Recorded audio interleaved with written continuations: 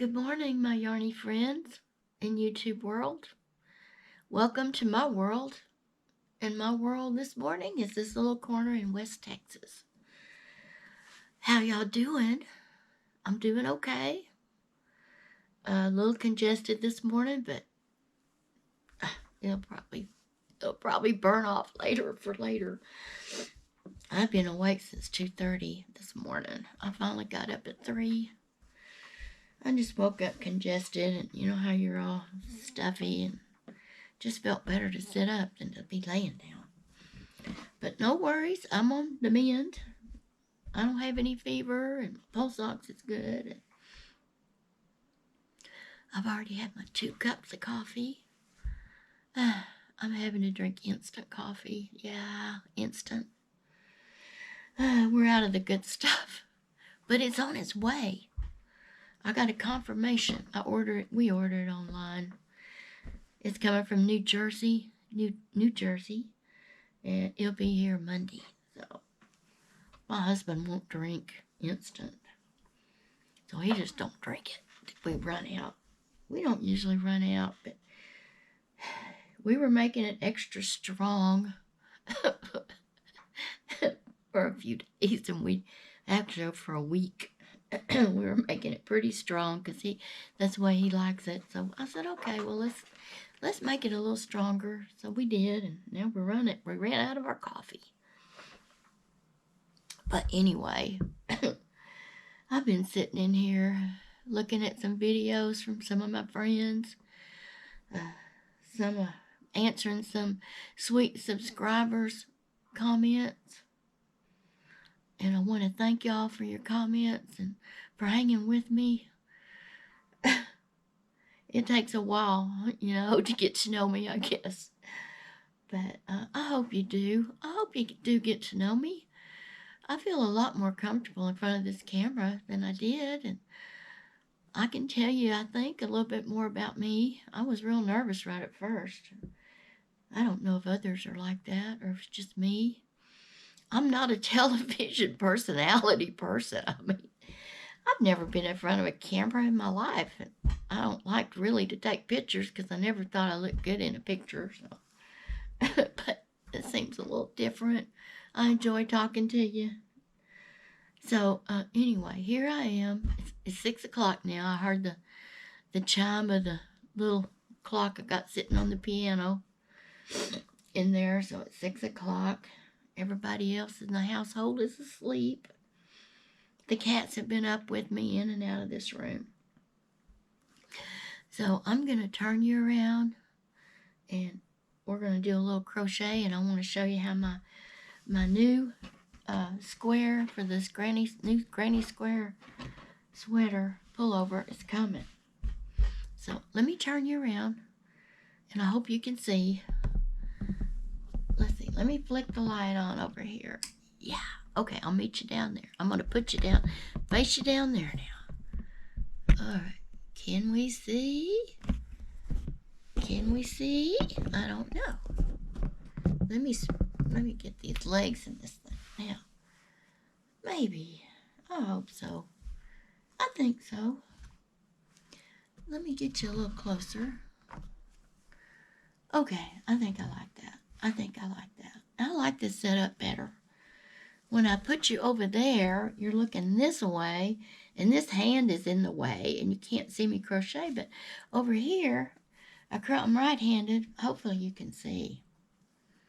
And I thought we'd just chat a little bit this early morning on Saturday, September the 30th at 6 a.m. here in West Texas. I like living out here. It's dry and dusty, but I lived in Big Spring for about 11 years in my younger. That's where I went to college, got my nursing degree. Howard College in Big Spring, Texas. Yeah. I started in 79 out there. We moved there from Houston. My ex-husband, he got transferred out to Big Spring. I don't know if I told you this before or not. He was a manager. Well, he was an assistant manager in Houston. Well, we met in Houston and we married in Houston. And my youngest son was born in Houston at the Methodist Hospital downtown. And I was born in Houston. I was born in 1950, and I'm not ashamed to say how old I am. At St. Joseph's Hospital, downtown Houston, Texas, in 1950, November the 13th, 1950. So, as I think I told you, I grew up there in Houston and went to high school and junior high and elementary in Houston. Of course, back then, it was a pretty nice place to live. I had a great childhood.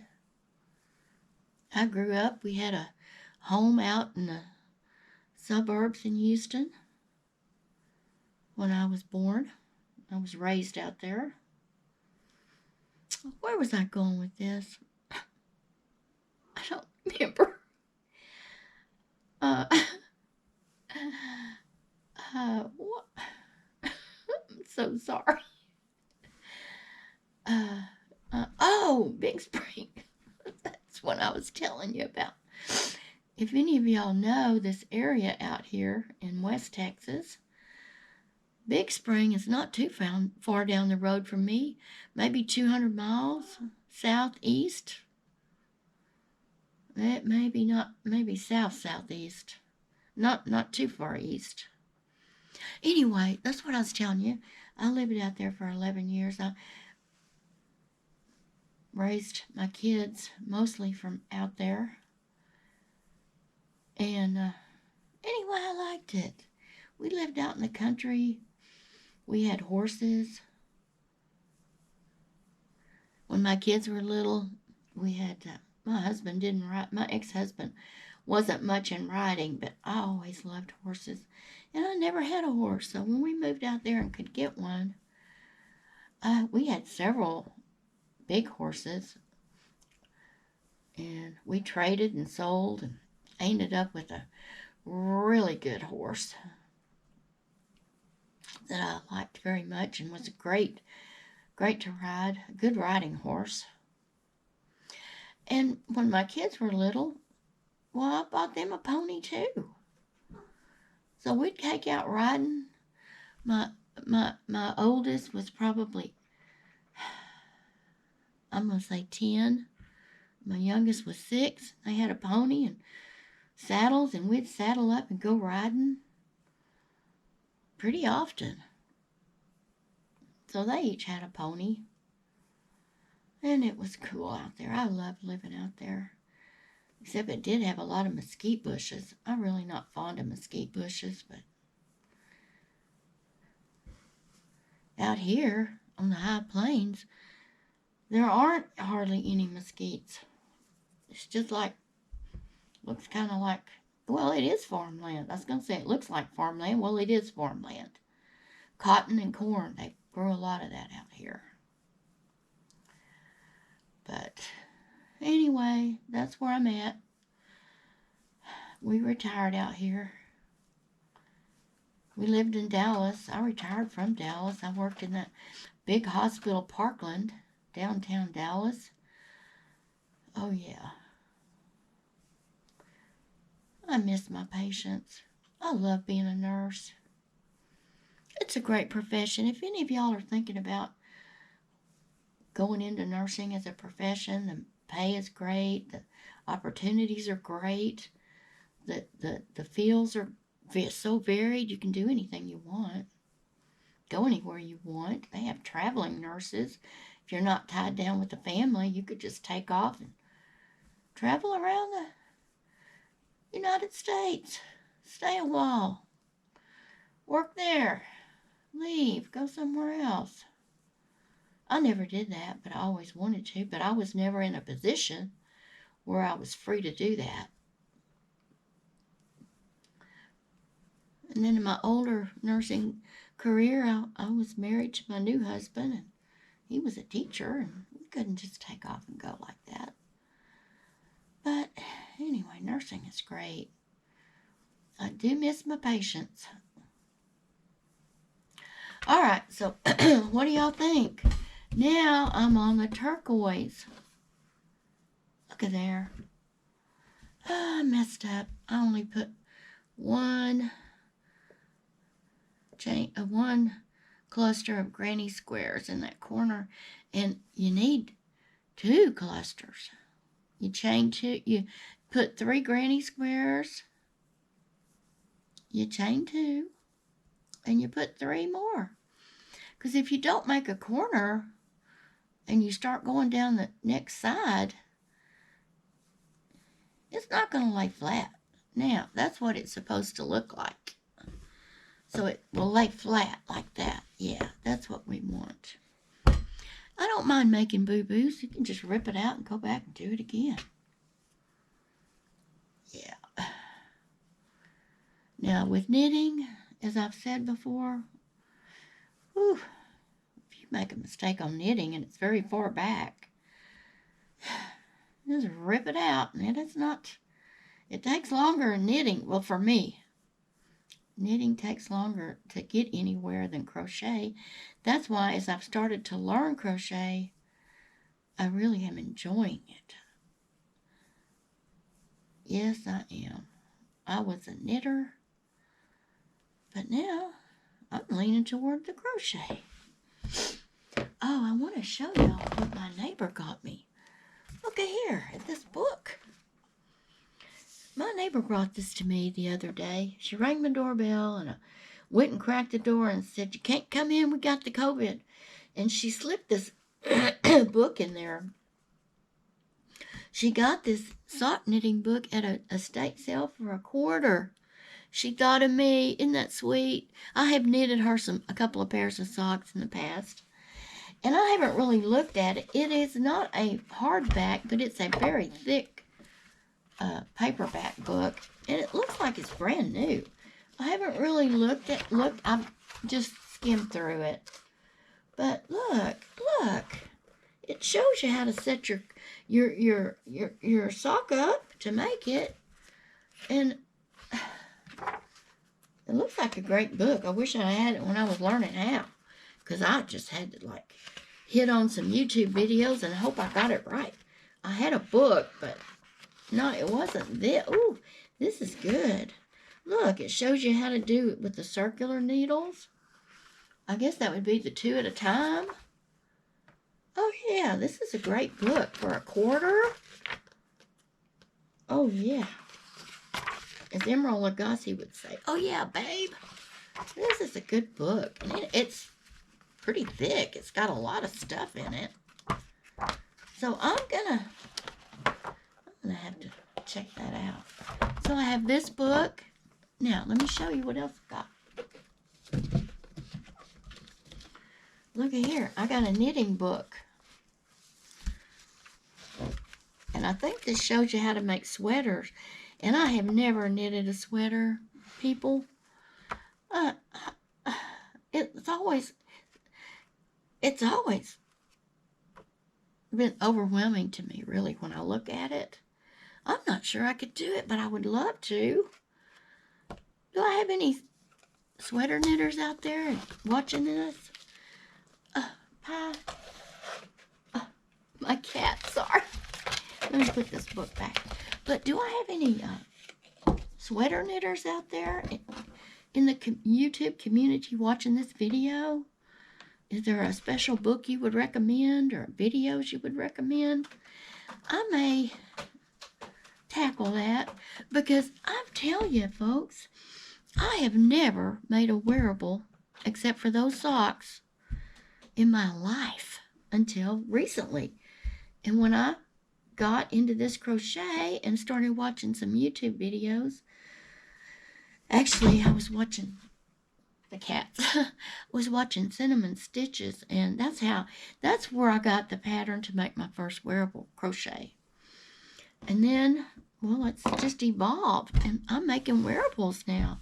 And now I want to make a sweater, so I've really never, like I said, I've been very afraid.